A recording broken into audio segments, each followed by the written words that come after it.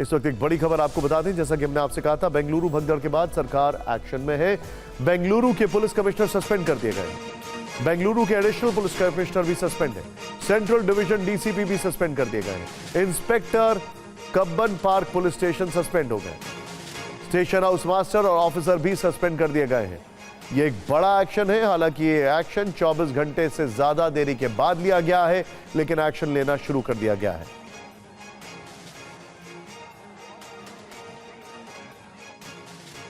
बेंगलुरु में cricket match की जीत 11 जान पर भारी पड़ी, जिसकी वजह बनी प्रशासन और सरकार की बदइंतजामी और नाकामी। इस घटना के 24 घंटे बीत गए हैं, लेकिन जिम्मेदारी लेने के लिए कोई तैयार नहीं है। इसीलिए हम ये कह रहे हैं कि यह कप बहुत भारी है। इसमें 11 मौत का बोझ है, सिस्टम की गैर जिम्मेदारी का बोझ, भगदड़ के साथ चलते रहे जश्न का बोझ है। पहले फ्री पास मिले, फिर मुफ्त में मौत मिली। अब मेरी भगदड़ तेरी भगदड़ वाली राजनीति हो रही है। Excuse me. कोई इस भगदड़ की तुलना कुंभ में मची भगदड़ से कर रहा है, तो कोई नई दिल्ली रेलवे स्टेशन पर मची भगदड़ की याद दिला रहा है। लेकिन सवाल यह है कि क्या पुरानी घटना को याद करने से 11 इंसान या 11 जिंदगी जो चली गई हैं वो वापस आ जाएंगी? फिक्र में हमने इस खबर पर एक जिम्मेदारी वाली फाइल तैयार की है। हम ये समझने की कोशिश करेंगे कि आखिर गुनहगार कौन है।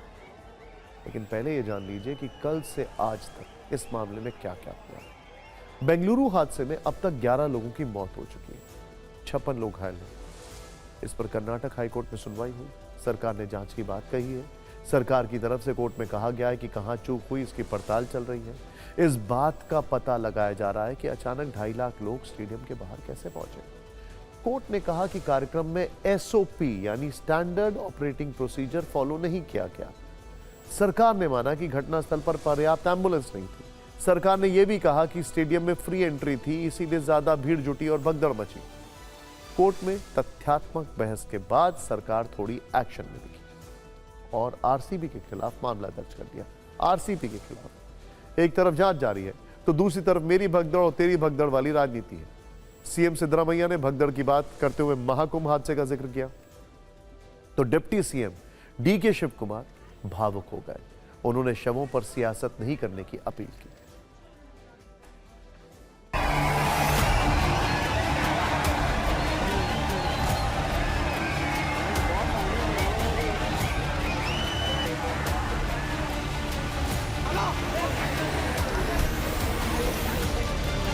ಬೇಕಾದಷ್ಟು ಕಡೆ ನಡೆದಿದ್ದಾವೆ, ಆದರೆ ನಾನು ಎಲ್ಲನೂ ಈಗ ಡಿಫೆಂಡ್ ಮಾಡ್ಕೊಳ್ಳೋಕೆ ಹೋಗಲ್ಲ. ಅಲ್ಲಿ ನಡೆದಿದ್ದಾವೆ, ಹಿಂದೆ ನಡೆದಿತ್ತು, ಇದರಲ್ಲಿ ಕುಂಭಮೇಳದಲ್ಲಿ ನಡೆದಿತ್ತು ಅಂತ ಹೇಳಿ ಇಲ್ಲಿ ಡಿಫೆಂಡ್ ಮಾಡ್ಕೊಳ್ಳೋಕೆ ಹೋಗ್ತಾ ನಾನು ಹೋಗಿದ್ದೀನ. ನನಗೆ ಐ ಆಮ್ ವರಿಡ್ ಅಬೌಟ್ ಆ ಪಾಪ ಮಕ್ಕಳು, ಆ ಚಿಕ್ಕ ಮಕ್ಕಳು ಭಾಳ ನಾನು ನೋಡಿದೆ 4-5 ವರ್ಷ ಮಕ್ಕಳು ಎಲ್ಲ ಈ ರೀತಿ ಆಗಿದ್ದವು. ಏನು 10 ಜನ ನಾನು ನೋಡಿದ್ದೀನಿ, ನನ್ನ ಕಣ್ಣಲ್ಲೇ ಮಾಡಿ ಅಂತ ಹೇಳೋದು. ಇಮಿಡಿಯೇಟ್ ನಾನು ರಶ್ ಮಾಡಿದೆ ಅಲ್ಲಿಗೆ. I have to advise him not to compare Mahakumbh incident with this incident. Here, because of the state government failure, police officers advancedly advised. They have neglected and they have done this. The government has owned up responsibility. This could have been avoided with better planning and coordination. The Chief Minister of Karnataka, the Deputy Chief Minister and the Home Minister have already spoken about this. We have owned up responsibility. देखिए, कहावत है, success has many fathers and failure is orphan. यानी सफलता के कई पिता होते हैं और असफलता अनाथ होती है। बेंगलुरु भगदड़ मामले में यह कहावत बिल्कुल सही बैठ रही है। अगर कल आरसीबी का इवेंट सफल होता तो इसका क्रेडिट लेने के लिए कई लोग सामने आते, लेकिन इस भगदड़ की जिम्मेदारी लेने वाला कोई नहीं है। भारत में किसी हादसे की जिम्मेदारी एक जलेबी की तरह होती है, जिसका कोना और छोर आप ढूंढते रह जाएंगे, लेकिन वो मिलेगी नहीं। कल की भगदड़ में सबके अपने पक्ष हैं। कोई माफी मांग रहा है, कोई दुख जता रहा है, मुआवजे भी दिए जा रहे हैं, लेकिन जिम्मेदारी कोई नहीं ले रहा है। इसीलिए हमने फिक्र में जिम्मेदारी की एक जलेबी तैयार की है, जिसमें मिठास नहीं बल्कि कड़वाहट है। कहानी की शुरुआत 3 जून की रात को तब हुई जब आरसीबी ने 18 वर्षों के इंतजार के बाद पहली बार आईपीएल जीता। ट्रॉफी जीतने के बाद करीब 8 घंटे बाद सुबह 7 बजे आरसीबी ने विक्ट्री परेड की घोषणा की। यानी आरसीबी मैनेजमेंट इस भगदड़ के केंद्र बिंदु में। सुबह करीब 9 बजे केसीए यानी कर्नाटक क्रिकेट एसोसिएशन ने चिन्नास्वामी स्टेडियम में सेलिब्रेशन की तैयारी शुरू की। यानी जहां कार्यक्रम होना था वो वेन्यू केसीए का था। इसके बाद कर्नाटक सरकार ने आरसीबी के खिलाड़ियों को सम्मानित करने का शेड्यूल जारी कर दिया और जिम्मेदारी वाली चेन में शामिल हो गए। बेंगलुरु पुलिस के विक्ट्री परेड की इजाजत नहीं दी। चिन्नास्वामी स्टेडियम में सिर्फ सम्मान समारोह की इजाजत मिली। सवाल है कि जब स्टेडियम की इजाजत दी गई तो व्यवस्था क्यों नहीं की गई? भीड़ की आशंका और पुलिस के मना करने के बाद भी आरसीबी ने फैंस के लिए फ्री पास जारी कर दिए, जिसके बाद दोपहर में स्टेडियम के बाहर लाखों फैंस पहुंच गए। वहां पुलिस की अच्छी व्यवस्था नहीं थी। फैंस किसी तरह अंदर जाने के लिए बेताब थे। वो दरवाजे को तोड़ देना चाहते थे। ऐसे फैंस भी जिम्मेदार हैं। खिलाड़ियों को सम्मानित करने के लिए विधानसभा में सीएम और डिप्टी सीएम दोनों मौजूद थे, लेकिन चिन्नास्वामी स्टेडियम में व्यवस्था कैसी है इसके बारे में किसी ने नहीं सोचा। सरकार में बड़े पद पर बैठने वाले इन लोगों की जिम्मेदारी भी है। यानी सरकार में बैठे लोग खिलाड़ियों के साथ बढ़िया तस्वीर तो खिंचवाते रहे, लेकिन उस समय स्टेडियम के बाहर मरने वालों के बारे में नहीं सोचा। अब अगर जिम्मेदारी की चेन की बात करें, पहली जिम्मेदारी आरसीबी की है, जो पुलिस के मना करने के बाद भी आयोजन करना चाहती थी। दूसरी जिम्मेदारी खुद पुलिस की है। अगर उसने चिन्नास्वामी स्टेडियम में कार्यक्रम की इजाजत दी थी तो स्टेडियम के बाहर पर्याप्त पुलिस फोर्स की तैनाती क्यों नहीं थी? और अंदर डिप्टी सीएम थे और बाहर पुलिस थी, फिर यह हाल था। तीसरी जिम्मेदारी सरकार में बड़े पदों पर बैठे लोगों की है, जिसमें डिप्टी सीएम शामिल हैं। ये खुद तो कार्यक्रम में शामिल हुए, लेकिन बाहर मर रहे लोगों की चिंता नहीं की। इन सब के बीच कुछ ऐसे वीडियोस भी दिखे जिस पर खूब चर्चा हो रही है।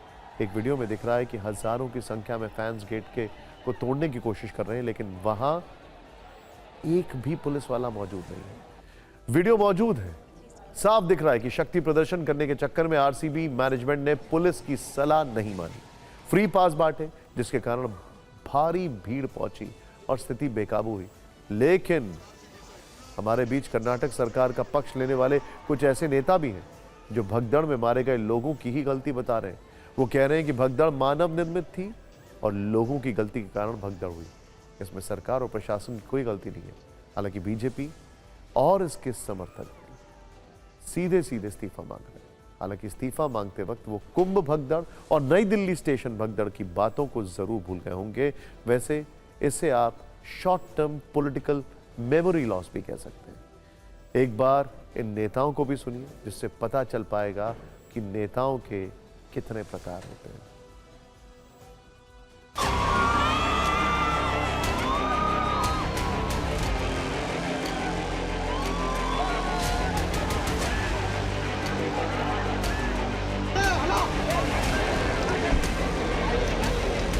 देखो, जिम्मेदार कोई नहीं, जिम्मेदार हम भी, जनता भी। हाँ, ओवर क्राउड हो जाता है, लोगों को भी समझना चाहिए।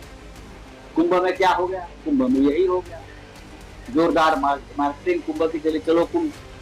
व्यवस्था क्या थी? ये तो क्रिकेट का कोई जीत गया कोई टीम, लाखों लोग जमा हो गए। सरकार क्या क्या करेगी, ये भी कभी कभी सवाल पूछना चाहिए कि किस मुंह से सिद्धरमैया जी ने कहा कि such incidents keep on happening. क्या सिद्धरमैया जी रिजाइन करेंगे? डीसीएम डेप्यूटी चीफ मिनिस्टर ने ब्लेम किया है कि क्राउड्स अधिक थी और क्राउड्स के कारण ऐसा हुआ। एक वीडियो ये आ रहा है कि एक व्यक्ति उनके और कैमरे के बीच में आ गया तो डीके शिवकुमार उसे धक्का मार रहे हैं। तो क्या डीके शिवकुमार माफी मांग के रिजाइन करेंगे? कोई भी भगदड़ मानव निर्मित हादसा है। It is caused by the people. I mean, there should be some responsibility. हमने कुंभ में यही देखा, खबर ही नहीं आ रही थी। अफरा तफरी का ये जो वातावरण था लंबे समय तक चलता रहा और कोई प्रभावी इंतजाम घटना घटने के बाद भी करते हुए कर्नाटक के अधिकारी नहीं दिख रहे थे। कर्नाटक सरकार की विफलता है और मुख्यमंत्री सिद्धरमैया की इस्तीफे की जनता दल यूनाइटेड मांग करती है।